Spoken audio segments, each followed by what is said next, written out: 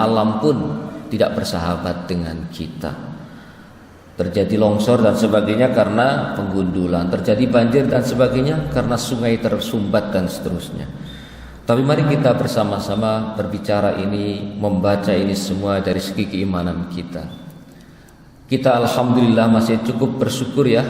Hari ini kita masih tenang di sini beribadah dan kita pulang ke rumah, insyaallah juga tidak begitu ada hal yang menyulitkan kita.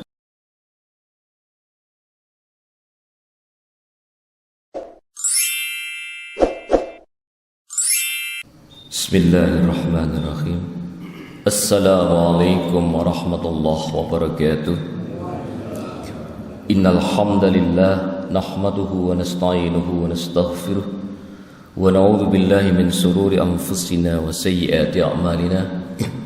May yahdihillahu fala mudilla lahu wa may yudlilhu fala hadiya lahu. Asyhadu an la ilaha illallah wa asyhadu anna Muhammadan abduhu wa rasuluh. Allahumma shalli ala Muhammad wa alihi wa sahbihi ajmain, amma ba'd. Hadirin jamaah salat subuh yang mudah-mudahan senantiasa dirahmati oleh Allah. Senantiasa kita memanjatkan puji syukur kehadirat Allah Subhanahu wa taala. Subuh pagi hari ini kita masih diberikan Allah kesempatan, kesehatan dan kenikmatan. Mudah-mudahan seluruh pemberian Allah ini dapat kita maksimalkan untuk beribadah kepadanya insyaallah. Salawat serta salam mudah-mudahan tetap dicurahkan oleh Allah kepada Nabi Muhammad sallallahu alaihi wasallam. Hadirin, untuk sekedar kultum mengganti mestinya Pak RK, beliau berhalangan. Saya ingin menyampaikan yang pertama, Bapak Ibu sekalian, sebagaimana kita ketahui dalam berita, saudara-saudara kita di Semeru sana diberikan ujian oleh Allah berupa musibah. Saudara-saudara kita di Sulawesi sudah 3 hari ini dilanda banjir yang luar biasa. Saudara-saudara kita di Sulawesi, di Nusa Tenggara Barat juga seperti itu. Banyak sekali daerah-daerah yang saat ini dilanda musibah seperti itu. Dan kalau kita berbicara di kalangan media, dikatakan ini karena cuaca ekstrim, seperti itu. Ya memang benar, tidak salah. Ini terjadi karena saat ini terjadi cuaca ekstrim. Pertanyaan berikutnya adalah kenapa bisa terjadi cuaca ekstrim seperti ini? Ya karena banyak sebab. Salah satu diantaranya karena ulah tangan manusia itu sendiri.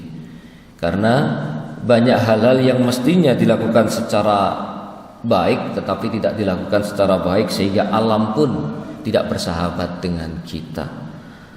Terjadi longsor dan sebagainya karena penggundulan, terjadi banjir dan sebagainya karena sungai tersumbat dan seterusnya.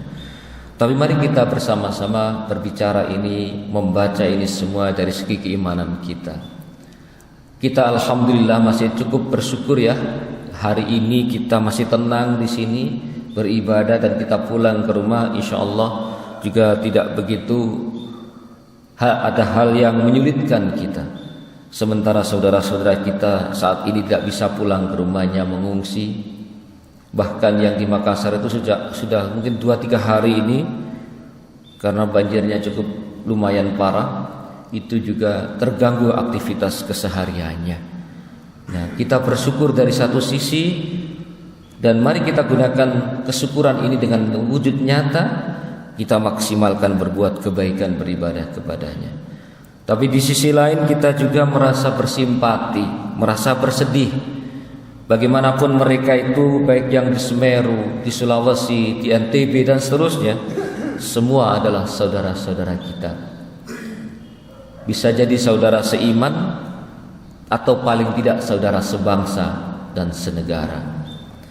Maka hadirin sekalian, wujud empati kita itu mari kita wujudkan dengan nyata.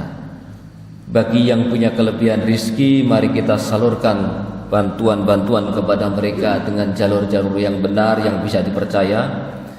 Bagi yang mohon maaf barangkali belum berkesempatan menyumbangkan sebagian rizkinya karena kondisi, jangan lupa berdoa kepada saudara-saudara kita. Berdoa mudah-mudahan segera diberikan kemudahan oleh Allah, diberikan kesehatan oleh Allah dan dihentikan musibah-musibah ini sehingga mereka pun bisa hidup normal kembali seperti kita. Paling tidak itu. Kalau kita cukup menonton TV, wah kasihan ya, cukup itu saja, dipertanyakan kita keimanan kita, khususnya terutama sesama muslim. Karena sesama muslim itu adalah bersaudara, satu sama lain adalah seperti dinding yang saling mengokohkan dan saling menguatkan di antara satu dengan yang lain. Kalau kita cukup hanya berhenti pada kasihan dan seterusnya, ya berhentilah sampai di situ. Maka saya mengajak kepada para jemaah sekalian yang punya kelebihan rezeki, mari kita sumbangkan sebagian rezeki kita melalui donasi. Kalau di masjid ini dihimpun oleh lazismu ada dan seterusnya, bisa di tempat lain yang kira-kira insya Allah terpercaya bisa sampai pada tujuannya, monggo silakan, tidak ada kewajiban di satu tempat saja. Dan sekali lagi mari Bapak Ibu sekalian kita mendoakan mereka. Mendoakan mereka ini bagian daripada kewajiban sesama muslim. Sesama muslim itu punya tuntunan agar saling berbuat baik dan saling mendoakan satu di antara yang lainnya. Mari kita tidak lupa senantiasa berdoa kepada Allah untuk keselamatan dan kebaikan mereka semuanya. Kalau ini mampu kita laksanakan, paling tidak keislaman kita sebagai orang yang beriman kita ini paling tidak sudah kita laksanakan kewajiban kita. Jangan sampai kita tidak mau peduli, yang penting kita ini aman, yang penting kita ini nyaman. Di sana biarlah urusannya yang di sana, saya akan ngurus yang di sini. Tidak begitu. Karena bagaimanapun juga ini salah satu ujian dari Allah kepada kita. Kalau mereka diuji dengan kesulitan, bagaimana kita yang diuji dengan kenyamanan saat ini? Apakah kenyamanan kita itu kemudian menimbulkan rasa empati kepada saudara-saudara kita yang kesulitan?